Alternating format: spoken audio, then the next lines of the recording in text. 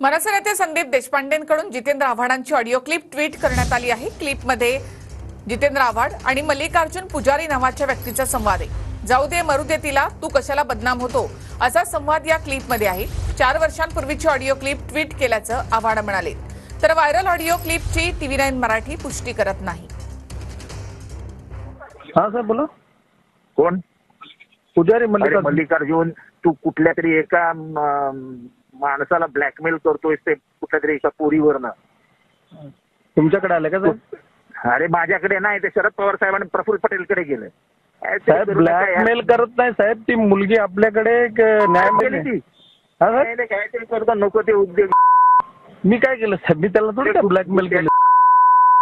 मालक येतो समोर। हो साहेब माहिती आहे मला, ती मुलगी आत्महत्या करायला गेली होती म्हणून माझ्याकडे। मरू दे तिला, ते फुकट तू कशाला बदनाम होतो त्याच्यामध्ये? मी काय बदनाम, मी काय त्याला काय बोललो का साहेब? मी काहीच नाही बोललो ना, फक्त तोच मला बोलला की त्या मुलीला समजावा, गुन्हा दाखल करू देऊ नका। बोला मी काय समजावणार बाबा, तुझं काय असेल तर तो येऊन भेटून गेला मला नवी मुंबईमध्ये, बोला मी समजावतो त्या मुलीला।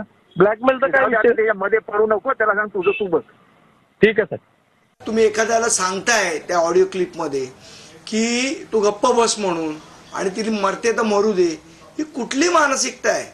आणि मला असं वाटतं या प्रकरणाची संपूर्ण चौकशी झाली पाहिजे की हा कोण मल्लिकार्जुन पुजारी आहे ज्याच्याशी जितेंद्र आव्हाड बोलत आहेत त्या ऑडिओ क्लिपमध्ये, आणि तो त्याला का गप्प बसायला सांगतोय, आणि त्याच्यामध्ये मोठ्या मोठ्या लोकांची नावं इन्व्हॉल्ड आहेत। मला असं वाटतं या संपूर्ण प्रकरणाची चौकशी ही गृह विभागाने केली पाहिजे, त्याच्यासाठी SIT लावली पाहिजे।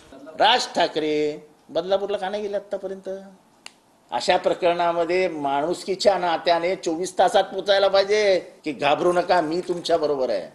तर माझी व्हिडिओ क्लिपचं प्रेस कॉन्फरन्स घेतलं ऑडिओ क्लिपची, आणि मी उद्या सांगितलं माझा आवाजच नाही, तर काय तपासायला देणार आहेत?